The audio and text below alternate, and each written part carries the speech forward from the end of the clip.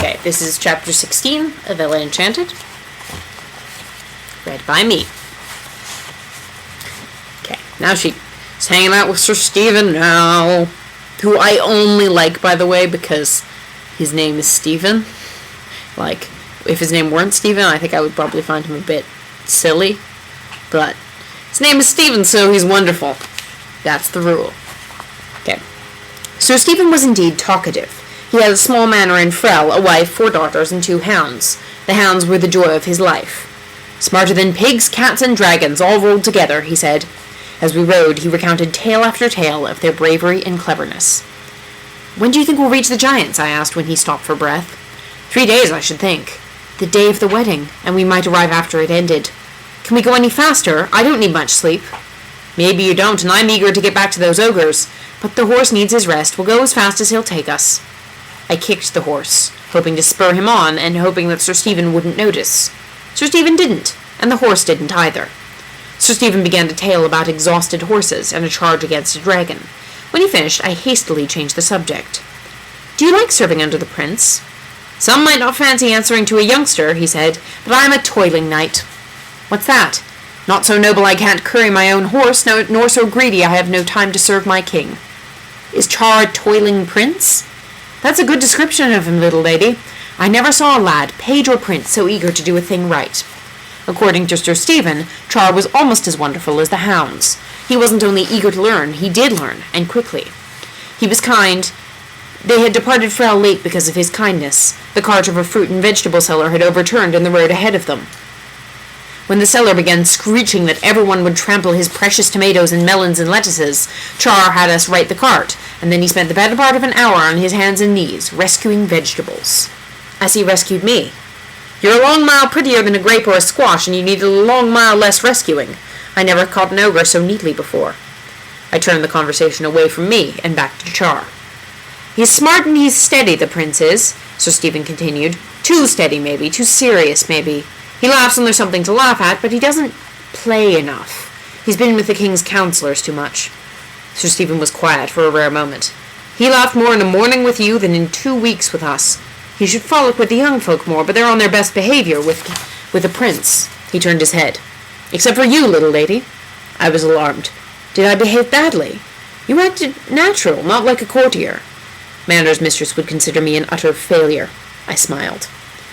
We spent our nights at inns. The first night I retired to my room soon after dinner. I set my Yulin wolf on the table next to my bed so he could protect my sleep. Then I opened my magic book. On the verso was a letter from Hattie to her mother. On the recto, one to the same lady from Olive. I read Hattie's first. Dear Mamma, is not my penmanship much improved? Okay, you can't actually see this, so I'm just going to say whenever, because she misspells not most of them, but she misspells a lot of words, so I'm going to say, because it's much funnier reading it on the page, so, but I'm just going to have to, I'll just tell you when she misspells a word. Okay, first of all, she spells improved IMPROOVED, which is wrong. I have been practicing my flourishes. Flourishes is spelled with a U instead of an OU. The words may be harder to read, and writing mistress despairs is spelled wrong, of my spelling, but when you stand away from the page, is the result not charming? Sir Peter's daughter has vanished. Madam Edith said she was called away in the night. However, I suspect that Madam Edith is lying, and that Ella has run off. There was always something devious and deceitful is spelled wrong, about her, although her father is such a charming, rich man. My new tresses are divine, and I emerged is wrong, among the other girls again 2 days ago when they arrived. I suspect my locks may have vanished with Ella. A heartless prank to play on me. Heartless is spelled wrong. Heartless is spelled like the deer, instead of like your actual heart. A heartless prank to play on me, who always treated her with kindness.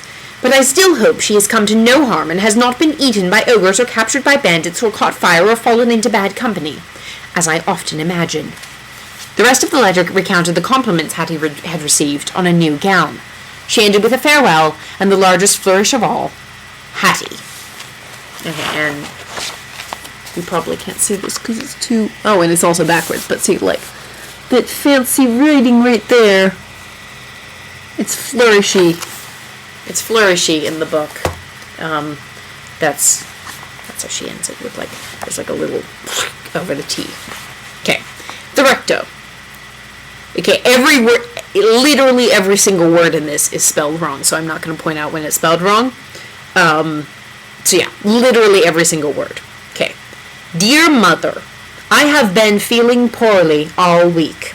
I have headaches, especially when I read. You always say too much reading is bad for the eyes, but writing mistress won't listen. She called me little more than an idiot and said there will be no hope for me when I am grown if I don't learn to read better. Hattie says Ella was bad to leave, but I think she was bad not to tack me too.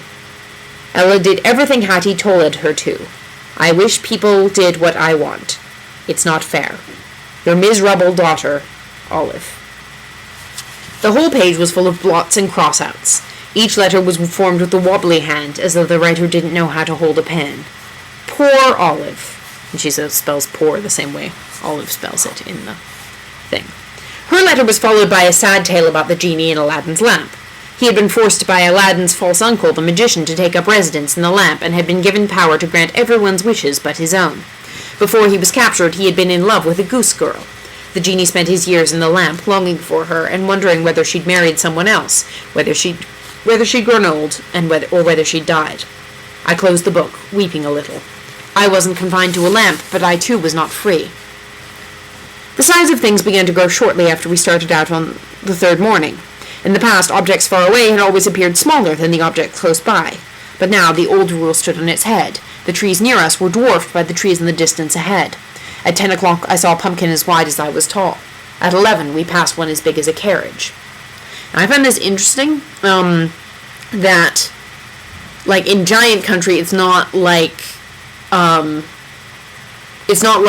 giants are really big and they just live in, like, this teeny world, like you often see in fantasy books. It's actually, like, the giants are big, and the trees are big, and the pumpkins are... everything's big there, including the people. So it's just, like, the whole country is, like, a larger version of every other country in the book.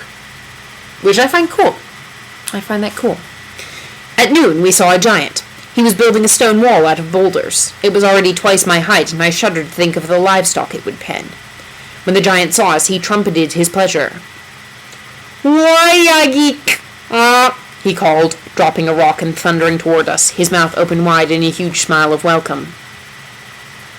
Our horse reared in fright, and I struggled to keep my seat till the giant reached down and touched the beast gently on his muzzle.